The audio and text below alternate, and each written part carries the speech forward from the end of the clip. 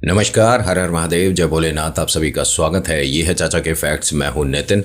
कहानियां सुनाता हूं, कभी फैक्ट्स, कभी ईश्वर से जुड़े चमत्कार, कभी रोचक पौराणिक कथाएं और कभी ये तीसरी शक्ति के प्रकोप यानी भूत प्रेत आत्माओं से जुड़े कुछ ऐसे बातें, कुछ ऐसे किस्से जो लोगों ने अपनी पर्सनल रियल लाइफ में एक्सपीरियंस करे हैं।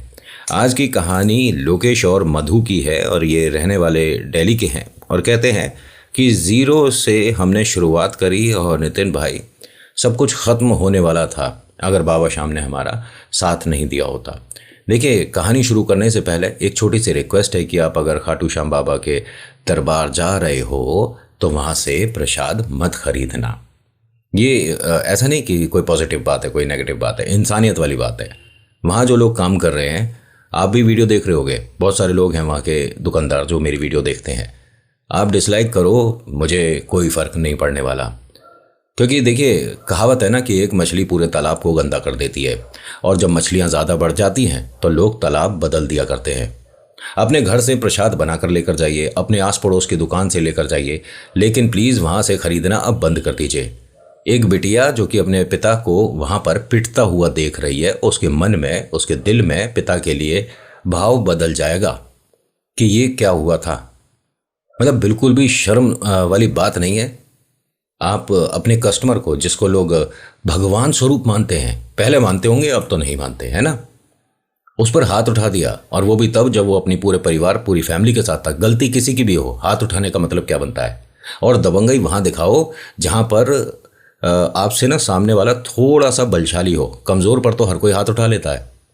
अभी ये किसी लग्जरी गाड़ी से उतरा होता है इनके सामने तो हाथ जुड़ गए होते सारे दुकानदारों के। लोकेश और मधु दिल्ली के रहने वाले हैं। एक किराए की इन्होंने दुकान करी थी और उसे जैसे तैसे करके दोनों हस्बैंड वाइफ मेहनत करके चलाने की कोशिश कर रहे हैं। लेकिन नई जगह है इन लोगों के लिए, क्योंकि ये रहने वाले कौन सी जगह, हैदराबाद के थे। बट लोकेश और मधु ने, दोनों ने फैमिली की मतलब रजामंदी नहीं हुई थी और शादी कर ली। उसकी वजह से दोनों की फैमिली ने इनसे किनारा कर लिया था।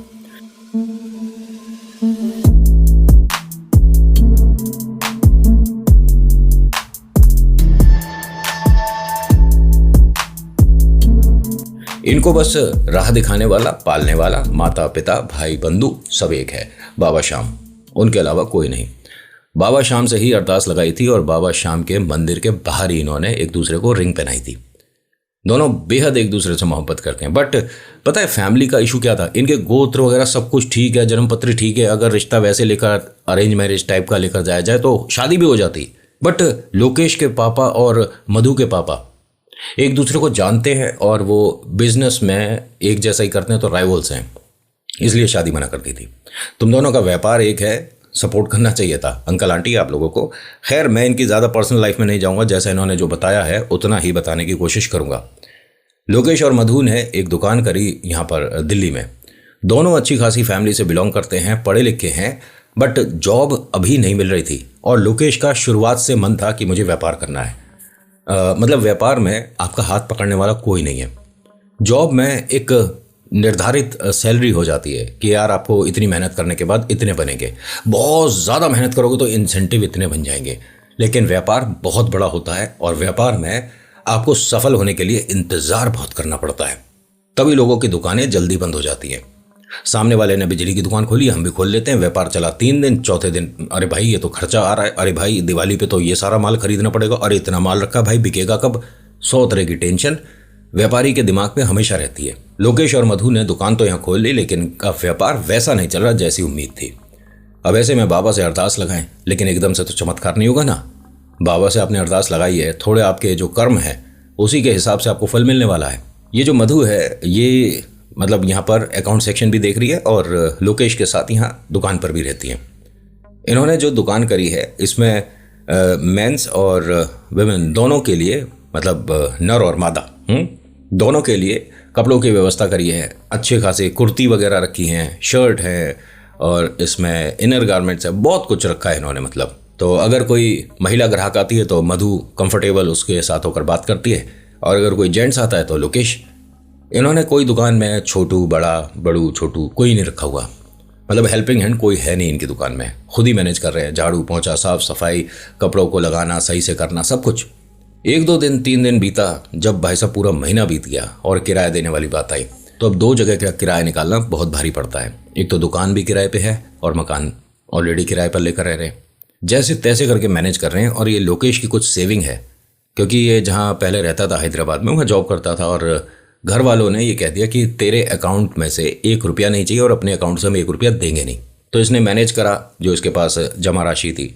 और सेम केस मधु के साथ भी हुआ था। लोकेश ने कहा कि 11 आ रही है, 11 पे अपनी दुकान पे एक डिस्काउंट रखते हैं। उसने कहा कि मतलब पहले ही हम नुकसान में ही हैं और डिस्काउंट रख देंगे। तो व्यापारी का दिमाग बहुत बेहतरीन चलता है कि नहीं, ऐसा नहीं है, मैं किसी न किसी तरह से मैनेज करूंगा।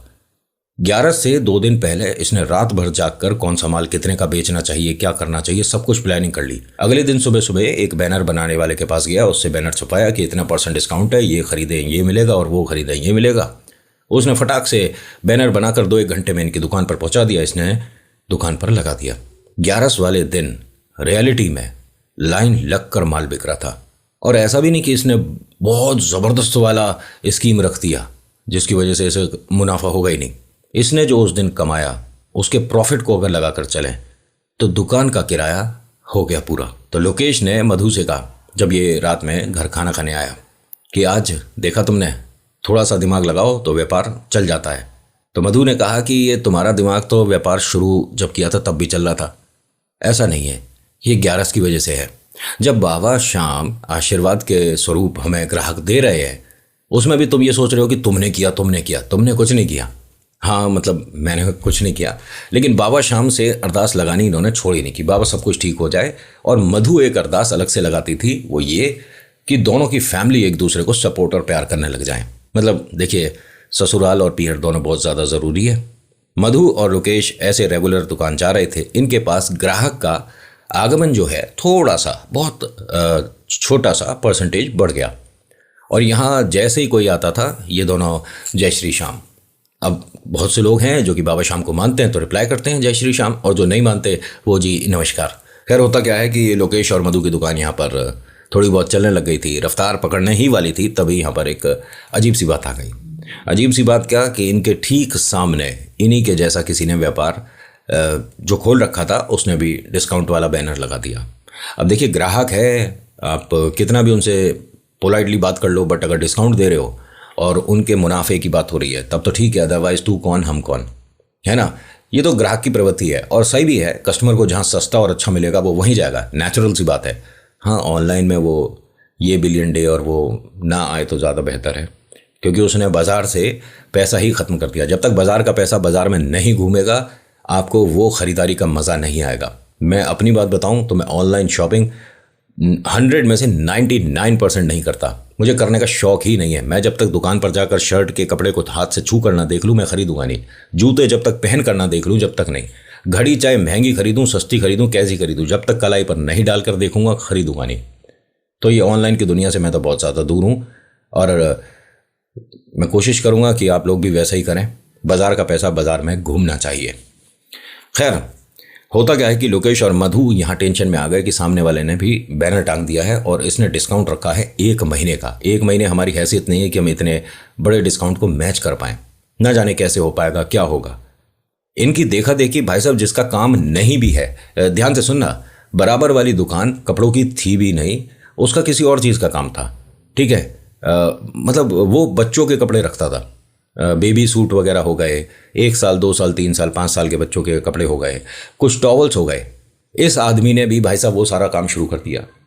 अब लोकेश मधु ये 3-4 महीना था जब इस व्यापार को बंद करने की सोच रहे थे कि हमें व्यापार बिल्कुल से बंद कर देना चाहिए।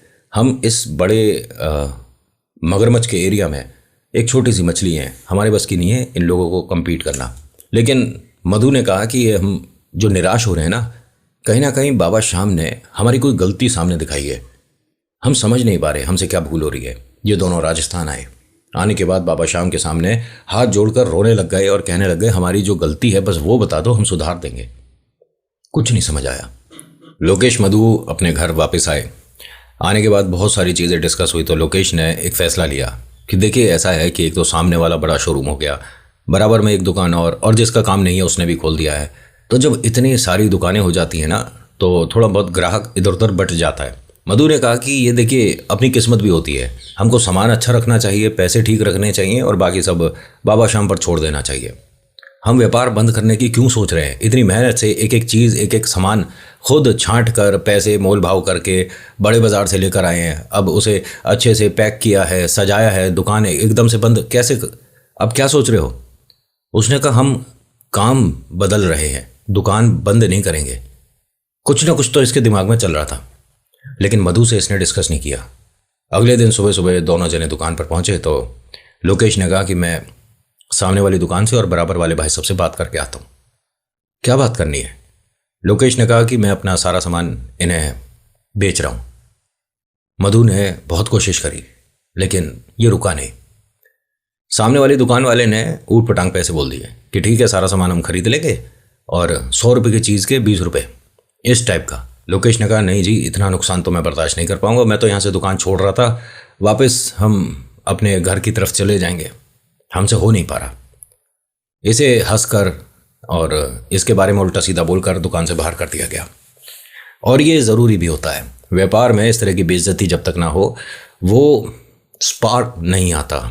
मधु अपने दुकान से बैठे बैठे इसे देख रही थी। अब ये लोकेश बराबर वाली दुकान पर गया, उसने तो इसे ऐसे जलील कर दिया जैसे लोकेश के घर में आटा दाल चावल यही डलवाता हो। लोकेश ने आकर मधु को एक एक बात बताई। मधु ने कहा कि देखो, व्यापार में जो सामने वाले को पहले फ़ोन करता है वो ज़रूरतमंद होता है, आप नहीं बताया। अब इन दोनों की नज़र में हमारे व्यापार की वैल्यू नहीं रह गई। ऐसे में बंद करना बहुत बड़ी बात हो जाएगी। अब एक काम करेंगे, जितना हमारा मुनाफा होता है सारा मुनाफा छोड़कर रेट टू रेट देंगे। जो हमने बाजार से 250 की चीज़ खरीदी, जिसे हम 800 की 700 की बेच रहे हैं, उसे 250 की बेचेंगे। लोकेश ने कहा कि हमें मुनाफा नहीं होगा, किराया नहीं निकाल पाएंगे, बच्चे होंगे आगे भविष्य में, उनके लिए पैसे। उसने कहा कि सारी बातें बाद में होंगी, अभी सिर्फ व्यापार होगा।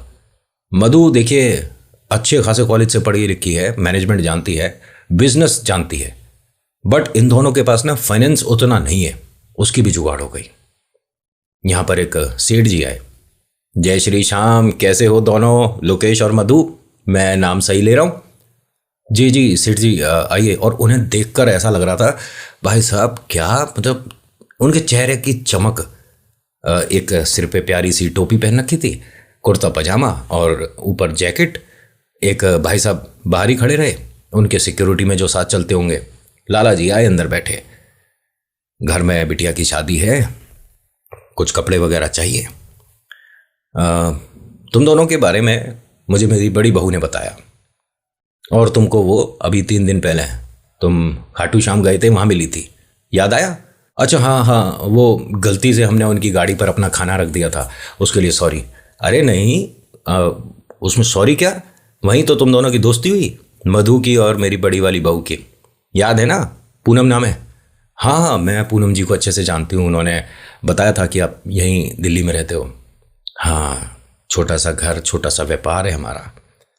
देखो बच्चों, मैं सामान कहीं किसी भी बड़े शोरूम से ले सकता हूँ, ईश्वर का दिया मेरे पास काफ़ी कुछ है, लेकिन मेरी बिटिया ने, बहू आ रही है अभी, वो उसकी गाड़ी कहीं ट्रैफिक में फंस गई होगी, कुछ देर में वो भी आ गई।